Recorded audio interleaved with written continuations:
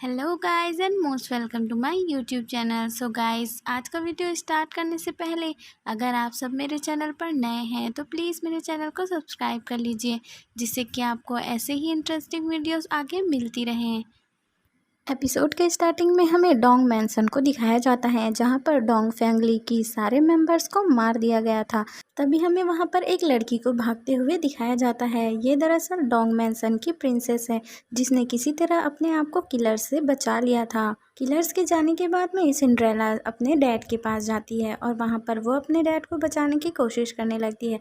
तब सिंड्रेला के डैड उसे कहते हैं कि अब मेरा लास्ट टाइम आ गया है और अब तुम्हारा इस दुनिया में कोई भी नहीं है, इसीलिए तुम इस टोकन को लो और इस टोकन को लेकर के तुम गवर्नर मैंसन में जाओ। वहां पर तुम्हें गवर्नर फांग मिलेंगे, जिससे कि तुम्हारी एंगेजमेंट फिक्स हुई है। अब वही तुम्हारी फैमिली है। इस टोकन को दिखाते ही वहां पर जो मेन लेडी है वो समझ जाएगी कि तुम ही उनकी होने वाली बहू हो। ऐसा कहने के बाद में सिंड्रेला के डैड अपना दम तोड़ देते हैं, जिससे कि सिंड्रेला बहुत ही ज़्यादा सैड हो जाती है और रोने लग जाती है। तभी वहाँ पर एक आदमी अपने कुछ सिपाहियों को लेकर के अंदर आता है और वो कहता है कि यहाँ पर जो भी जिंदा बचे हुए हैं उन्हें पकड़कर मेरे पास लाओ। ये आदमी हमारे ड्रामा का मेन लीड है। अब इसका नाम क्या है और ये क्या करता है, ये हमें इस ड्रामा में आगे पता चलेगा। इतने सारे लोगों को गन्स के साथ अंदर आते हुए देख करके सिंड्रेला को ऐसा लगता है कि यही वो आदमी है जिसने मेरे मॉम डैड और पूरी डोंग फैमिली को मारा है। इसलिए वो अपने पास में पड़े हुए खंजर को उठा करके उस आदमी को मारने की कोशिश करती है। तभी वो आदमी गन चला देता है और सिंड्रेला के जो पीछे में उसकी नैनी थी उसे शूट करके जान से मार देता है। क्योंकि सिंड्रेला की जो नैनी है वो सिंड्रेला को मारने की कोशिश कर रही थी, लेकिन सिंड्रेला को ऐसा लगता है कि वो उसके बचे खुचे फैमिलीज को भी जान से मार रहा है। इसीलिए सिंड्रेला का जो डाउट था वो और भी गहरा हो जाता है और उसे पक्का यकीन हो जाता है कि ये ही वो डिमोन है जिसने मेरे पूरे फैमिली को मार दिया जान से, और अब ये मुझे भी मारना चाहता है। इसीलिए वो फिर से उसके ऊपर अटैक कर देती है, लेकिन वो आदमी अपने आप को डिफेंस कर लेता है और उसके बाद सिंड्रेला को किडनैप करके अपने मैंशन में लेके चला जाता है। जब वो दोनों डोंग मैंसन से जाते हैं तब वहीं पर ही हमें एक लड़की को दिखाया जाता है जो मरने का नाटक कर रही थी। इस लड़की का नाम हायरिन है, जो कि डोंग मैंसन में काम करती थी और डोंग मैंसन में राशन सामान वगैरह लाने का काम करती थी। वो जल्दी से जा कर के प्रिंसेस के डैड के कपड़े में कुछ ढूंढने लग जाती है और वहाँ से वो एक कागज़ जैसा कुछ निकालती है और उसे पकड़ करके वो जल्दी से ही डोंग मैंसन से बाहर चली जाती है। नेक्स्ट सीन में हमें उसी आदमी को दिखाया जाता है जो कि प्रिंसेस को पकड़ करके अपने रूम में ले जाता है और वहां पर ले जाने के बाद में वो प्रिंसेस को हथकड़ी से लॉक कर देता है और फिर वो प्रिंसेस के सामने ही अपने कपड़े उतारने लग जाता है। प्रिंसेस बहुत ही ज़्यादा डर जाती है और वो उस आदमी को कहती है कि अगर तुमने मेरे साथ कुछ भी ऐसा वैसा करने की कोशिश की तो मैं तुम्हारे सामने ही सुसाइड कर लूँगी। और सिंड्रेला उस आदमी को बताती है कि मैं गवर्नर मैंसन की होने वाली मिस्ट्रेस हूँ, इसीलिए अगर ये बात गवर्नर मैंसन को पता चलेगी तो वो तुम्हें इस चीज़ के लिए कभी भी माफ़ नहीं करेगा और तुम्हें मौत के घाट उतार दिया जाएगा, इसीलिए तुम इज्जत से मुझे यहाँ से जाने दो। तब वो आदमी सिंड्रेला के पास आकर के कहता है कि तुम इतनी भी ज़्यादा खूबसूरत नहीं हो कि मैं तुमसे ऑब्सेस्ड हो जाऊं और तुम्हारे साथ ऐसी वैसी हरकत करने की कोशिश करूं, इसीलिए तुम अपनी बकवास बंद करो और चुपचाप से बैठ जाओ।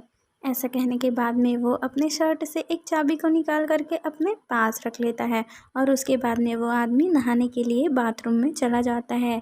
इस मौके का फ़ायदा उठा करके सिंड्रेला अपने बालों के हेयर क्लिप्स से उस हैंड कप को खोलने की कोशिश करती है और थोड़े ही देर के बाद में सिंड्रेला उसे खोलने में कामयाब हो जाती है और उसके बाद वो तुरंत ही वहाँ से निकल जाती है। उस आदमी की कैद से छूटने के बाद में सिंड्रेला तुरंत से ही गवर्नर मैंसन में जाती है। वहाँ पर गेट के सामने में दो बॉडीगार्ड्स रहते हैं जो कि प्रिंसेस को वहाँ अंदर जाने के लिए नहीं देते हैं।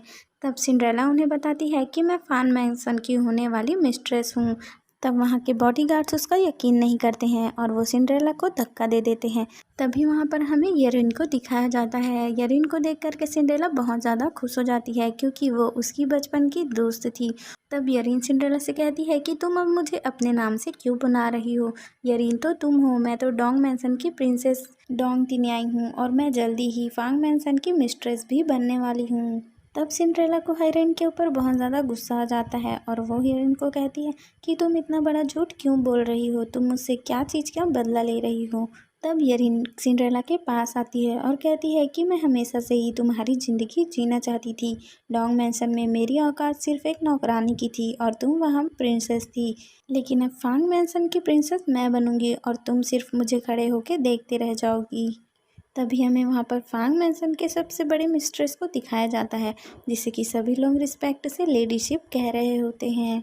और वो वहाँ पर आकर के कहती है कि ये लड़की कौन है और हमारे मैंशन के गेट के सामने में आकर के इतना हल्ला क्यों कर रही है। तब सिंड्रेला लेडीशिप से कहती है कि मैं मिस डोंग हूँ और यहाँ पर मैं गवर्नर से मिलने के लिए आई हूँ, लेकिन आपके बॉडीगार्ड्स ने मुझे गेट पर ही रोक दिया, इसीलिए ही मुझे हल्ला करना पड़ा। और यहाँ पर ये जो लड़की अपने आप को मिस डोंग बता रही है, ये मिस डोंग नहीं है, ये मेरे घर में काम करने वाली यरीन है और ये यहाँ पर झूठ बोल करके आई हुई है। तब लेडीशिप कहती है कि इस लड़की के पास में सबूत है, इसने हमें यहाँ पर आकर के मिस्टर डोंग के हाथों से लिखा हुआ लेटर दिया है, जिसमें कि उनके फैमिली का जो ट्रेडिशनल सील है वो लगा हुआ है। और लेडी सिंड्रेला से पूछती है कि क्या तुम्हारे पास कोई प्रूफ है कि तुम ही मिस डोंग हो। तब सिंड्रेला लेडी सिप से कहती है कि जब दोनों फैमिली के बीच में एंगेजमेंट हुई थी तो आपकी फैमिली ने मेरे डैड को एक टोकन दिया था, जो कि डोंग फैमिली और फांग फैमिली के आपस के रिलेशनशिप की निशानी है, और मरने से पहले मेरे डैड ने वो टोकन मुझे दिया था। तब ये सुनकर के येरिन बहुत ज़्यादा घबरा जाती है कि अब उसका भांडा फूटने वाला है। लेडी सिप सिंड्रेला को वो टोकन दिखाने के लिए कहती है। सिंड्रेला जब उस टोकन को ढूंढने लगती है तो उसे वो टोकन कहीं भी नहीं मिलता है और सिंड्रेला से वो टोकन कहीं पर गुम जाता है, जिसे देखने के बाद में लेडी सिप सिंड्रेला के ऊपर बहुत ज़्यादा गुस्सा होती है कि तुम झूठ बोलने करके हमारे फांग मैंशन में एंटर करना चाहती हो। इसीलिए वो अपने बॉडीगार्ड्स को ये हुक्म देती है कि इस लड़की को जल्दी से ही फांग मैंशन से बाहर फेंक दिया जाए। तब वहाँ के बॉडीगार्ड्स सिंड्रेला को बहुत ही बुरी तरह से मारने लग जाते हैं। तभी वहाँ पर हमें एक लड़के को दिखाया जाता है जो कि सिंड्रेला को उन बॉडीगार्ड्स से बचाता है। ये लड़का हमारे ड्रामे का सेकंड मेन लीड है। उसे वहाँ के सभी नौकर यंग मास्टर कहकर बुला रहे होते हैं और इसका नाम फान लेंग है। फान लेंग अपने बॉडीगार्ड्स से पूछता है कि वो लोग आखिर इस लड़की को क्यों मार रहे हैं।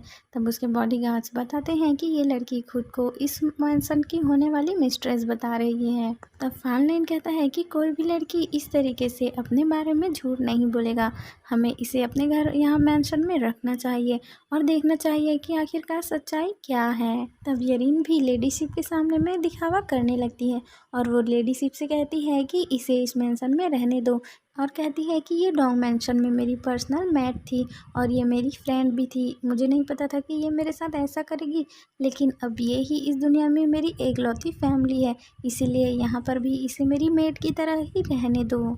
तब लेडी सिप यरीन से कहती है कि तुम कितनी अच्छी हो, ये तुम्हारे इस रिश्ते को ख़राब करना चाहती है, लेकिन फिर भी तुम्हारे मन में इसके लिए दया है, इसीलिए सिर्फ तुम्हारे लिए ही मैं इसे डोंग मैंशन में मेड का काम करने के लिए रख रही हूँ। और वो सिंड्रेला से कहती है कि हमारे घर में मेड्स के लिए एक नियम है कि कोई भी मेड हमारे घर के ईस्ट साइड में नहीं जाता है, और अगर वहाँ पर किसी भी मेड को देख लिया जाता है तो उसे कड़ी से कड़ी सज़ा दी जाती है।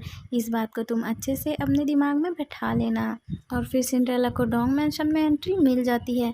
भले ही उसे एक मेड की तरह एंट्री मिली थी, लेकिन वो सोचती है कि मैं डोंग मैंशन में ही रह करके अपनी बेगुनाही का सबूत ढूंढूंगी और उसे दिखा करके एक ना एक दिन मैं फिर से अपने आप को सच साबित कर दूंगी। नेक्स्ट सीन में हमें फान लेन और यरीन को साथ में दिखाया जाता है। फान लेन यरीन से कहता है कि मैं तुम्हारे लिए बहुत ज़्यादा दुखी हूँ कि तुम्हारी पूरी फैमिली ख़त्म हो गई है, लेकिन अब तुम्हें खुश रखने की जिम्मेदारी मेरी है। और फान यरीन से पूछता है कि मुझे कहीं से पता चला है कि तुम्हारे फादर के पास में बहुत ही ज़्यादा बेसकीमती एक गोल्डन टोड है, क्या तुम्हें उसके बारे में कुछ भी पता है। तब यरीन को तो इस बारे में कुछ भी नहीं पता था, क्योंकि वो तो सिर्फ डोंग फैमिली की नौकरानी थी, इसीलिए वो कहती है कि मेरे फादर ने ये इस बारे में मुझे कुछ भी नहीं बताया है। तब फान लेन उससे कहता है कि तुम अपने रूम में जा कर के रेस्ट करो, ऐसा कह करके वो वहाँ से चला जाता है। नेक्स्ट सीन में यरीन सिंड्रेला से मिलने के लिए एक तहखाने जैसे रूम में जाती है और वहाँ पर सिंड्रेला बहुत ही ज़्यादा सैड होकर रो रही होती है। तब यरीन सिंड्रेला के पास जाकर के उसे झूठी हमदर्दी दिखाने लगती है। सिंड्रेला उसे कहती है कि अब तुम्हें दिखावा करने की कोई ज़रूरत नहीं है, क्योंकि मैं तुम्हारी सच्चाई जान गई हूँ। ऐसा सुनते ही यरीन अपने डेविल रूप में आ जाती है और वो सिंड्रेला से कहती है कि मैं तुम्हें इतना ज़्यादा टॉर्चर करूँगी कि तुम यहाँ से खुद ही भाग जाओगी। और फिर किसी को भी मेरी सच्चाई के बारे में पता नहीं चलेगा। तब सिंड्रेला उसे कहती है कि तुम मुझे कितना भी टॉर्चर कर लो, लेकिन मैं अपनी बेगुनाही का सबूत दे करके ही रहूंगी। ऐसा सुनने के बाद में यरीन गुस्से में आ जाती है और वो सिंड्रेला को हर्ट करने लग जाती है। थोड़ी देर के बाद में यरीन सिंड्रेला के रूम से बाहर चली जाती है। सिंड्रेला भी अपने रूम से जब बाहर निकलती है तो वो अपने सामने यंग मास्टर को देखती है, जो सिंड्रेला के घाव में लगाने के लिए मेडिसिन लेकर के आया था। और वो सिंड्रेला से कहता है कि तुम इस मेडिसिन को अपने घाव पर लगा लेना, जिससे तुम्हें जल्दी ही रिलीफ मिल जाएगा। सिंड्रेला फान लैन के इस केयरिंग नेचर को देख करके बहुत ज़्यादा खुश होती है और सोचती है कि मेरे डैड ने मेरे लिए बहुत ही अच्छा लड़का चूज़ किया है। तभी फान लैन सिंड्रेला से पूछता है कि तुम डोंग फैमिली में कई सालों से काम कर रही हो, तो क्या तुमने डोंग फैमिली के खजाने को कभी देखा है, जो कि एक गोल्डन टोड की तरह दिखाई देता है। तब सिंड्रेला उसे बताती है कि वो कोई गोल्डन टोड नहीं है, बल्कि एक गोल्डन टोरटॉइज है और इसके बारे में हमारे डोंग फैमिली के कुछ ही मेंबर्स को पता है। तो आपको इस बारे में कैसे पता चला? तब फान लैन इस बात को इग्नोर कर देता है और कहता है कि मैंने ऐसे ही कहीं से सुना था, और फिर वो वहाँ से चला जाता है। नेक्स्ट सीन में सिंड्रेला अपने रूम में बैठ के सोच रही होती है कि इस पूरे मेंशन में सिर्फ मिस्टर फांग ही है जिनसे मैं हेल्प की उम्मीद कर सकती हूँ और जिनके ऊपर ट्रस्ट कर सकती हूँ। नेक्स्ट मॉर्निंग सिंड्रेला अपनी बेगुनाही का सबूत ढूंढते हुए गवर्नर मैंसन के ईस्ट बिल्डिंग में चली जाती है, जहाँ पर किसी भी मेड को आना अलाउड नहीं है, और अगर कोई भी मेड ईस्ट बिल्डिंग में चला जाता है तो उसे कड़ी से कड़ी सज़ा दी जाती है। सिंड्रेला को मिस्टर फान लेन से कुछ बात करनी थी, इसीलिए वो उनका बेडरूम ढूंढते ढूंढते ईस्ट बिल्डिंग में पहुंच जाती है और वो जाकर के एक बेडरूम के दरवाजे पर नॉक करती है। तभी सिंड्रेला को कोई आदमी उस बेडरूम के अंदर खींच लेता है। जब सिंड्रेला उस आदमी को देखती है तो ये वही आदमी था जो सिंड्रेला को किडनैप करके उस रात अपने घर लेकर गया था और सिंड्रेला को कैद कर लिया था। तब सिंड्रेला उस आदमी को देखते ही बहुत ज़्यादा गुस्से में आ जाती है और वो कहने लगती है कि तुम मेरी पूरी फैमिली के मर्डरर हो और अब तुम्हारी जान लेकर के मैं अपनी पूरी फैमिली के मर्डर का बदला लूँगी। तभी गवर्नर मैसन की लेडीशिप को ये बात पता चल जाती है कि सिंड्रेला ईस्ट बिल्डिंग में गई हुई है। सिंड्रेला को उसकी इस गलती की सज़ा देने के लिए लेडीशिप ईस्ट बिल्डिंग में उसी बेडरूम में आने लगती है जहाँ पर सिंड्रेला उस आदमी के साथ फंसी हुई है। जैसे ही वो आदमी उनके आने की आवाज़ सुनता है तो वो सिंड्रेला को पकड़ के अपने बेड में ले जाता है और वो लेडीशिप के सामने में झूठा दिखावा करता है कि वो दोनों लव मेकिंग कर रहे हैं। उन दोनों को इस हालत में देखते ही लेडीशिप और उसकी सारी मेड्स वहाँ से चली जाती हैं। उन सब के बाहर जाते ही सिंड्रेला उस आदमी के हाथ में ज़ोर से काट देती है, जिससे कि उस आदमी के हाथ से खून निकलने लग जाता है। तब वो आदमी भी सिंड्रेला को छोड़ देता है। फिर सिंड्रेला जल्दी से उस रूम से बाहर निकलने की कोशिश करती है, लेकिन वो आदमी सिंड्रेला का हाथ पकड़ लेता है और कहता है कि तुम पहली लड़की हो जिसने मुझे मारने की हिम्मत की है। तब सिंड्रेला उसे कहती है कि मैं तो तुम्हें जान से मारना चाहती हूँ। तब वो आदमी सिंड्रेला से कहता है कि तुम्हें तो मेरा शुक्रिया कहना चाहिए। अगर मैंने तुम्हारी अभी हेल्प नहीं की होती तो वो लोग तुम्हारे सीने में गोली चला देते और तुम्हें जान से मार देते, क्योंकि किसी भी मेड को ईस्ट बिल्डिंग की तरफ आने की इजाज़त नहीं है। फिर वो आदमी सिंड्रेला को अपने घाव पर दवाई लगाने के लिए कहता है, लेकिन सिंड्रेला उसके घाव में दवाई लगाने से मना कर देती है। तब वो आदमी सिंड्रेला के ऊपर अपनी बंदूक तान देता है और वो उससे कहता है कि अगर तुम मरना नहीं चाहती हो तो जैसा मैं कहता हूँ वैसा ही करती जाओ। तब सिंड्रेला उसके घाव में दवाई लगाने से मना कर देती है और वो उस आदमी से कहती है कि तुम में इतनी हिम्मत ही नहीं है कि तुम गवर्नर मैंसन में किसी आदमी की जान लो, क्योंकि अगर तुमने यहाँ पर ऐसा किया तो तुम बहुत ही बड़ी मुसीबत में पड़ जाओगे। तब वो आदमी सिंड्रेला से कहता है कि अपने ही घर में मुझे क्यों मुसीबत होगी भला, क्योंकि ये पूरा मेंशन ही मेरा है और मैं इस सिटी का गवर्नर फांग तिनियाई हूँ। ऐसा सुनते ही सिंड्रेला के तो होश ही उड़ जाते हैं और वो सोचती है कि मेरा इनेमी तो इस सिटी का गवर्नर है, अब मैं इससे अपना बदला कैसे लूँगी। फिर सिंड्रेला गवर्नर के हाथ में दवाई लगाने के लिए तैयार हो जाती है। जब सिंड्रेला गवर्नर के हाथ में दवाई लगा रही होती है तब गवर्नर को अपनी चाइल्डहुड की बातें याद आने लगती है, जहाँ पर हमें गवर्नर और सिंड्रेला को साथ में खेलते हुए दिखाया जाता है। गवर्नर और सिंड्रेला बचपन में दोनों फ्रेंड्स थे और गवर्नर बचपन से ही सिंड्रेला को बहुत ही ज़्यादा लाइक करता था, लेकिन फिर किसी वजह से वो दोनों एक दूसरे से कई सालों से नहीं मिल पाए थे, इसीलिए सिंड्रेला उसे पहचान नहीं पा रही है। सिंड्रेला के मन में भी अपने उस बचपन के फ्रेंड के लिए प्यार है और वो अपने उस फ्रेंड को ढूंढ रही है, लेकिन सिंड्रेला को ये नहीं पता है कि जिसे वो अपना इनेमी समझती है वो ही उसका पहला प्यार है। और फिर यहीं पर ही ये एपिसोड ख़त्म हो जाता है। इसका नेक्स्ट पार्ट देखने के लिए जल्दी ही मेरे चैनल को सब्सक्राइब कर लीजिए। मिलते हैं अब नेक्स्ट वीडियो में। Till then bye bye. Thank you so much for watching.